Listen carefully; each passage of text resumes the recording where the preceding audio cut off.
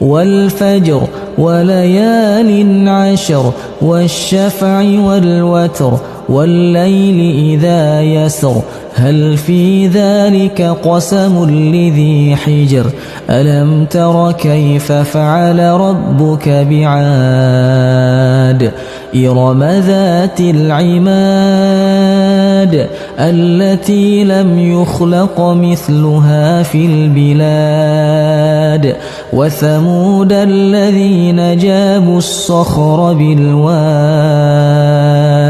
وفرعون ذي الأوتاد الذين طغوا في البلاد فأكثروا فيها الفساد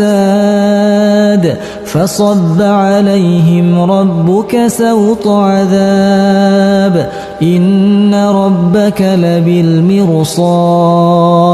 فأما الإنسان إذا ما ابتلاه ربه فأكرمه ونعمه فيقول ربي أكرمن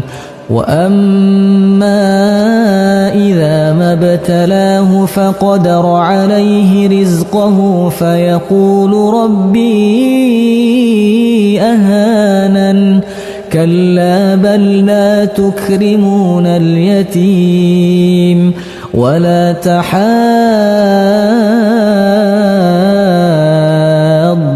على طعام المسكين وتأكلون التراث أكلا لما وتحبون المال حبا جما كلا إذا دكت الأرض دكا دكا وجاء ربك والملك صفا صفا وجيء يومئذ بجهنم يومئذ يتذكر الإنسان وأنى له الذكرى يقول يا ليتني قدمت لحياتي فيومئذ لا يعذب عذابه أحد ولا يوثق وثاقه أحد يا أيتها النفس المطمئنة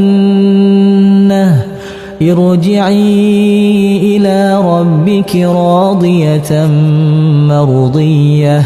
فادخلي في عبادي وادخلي جنتي.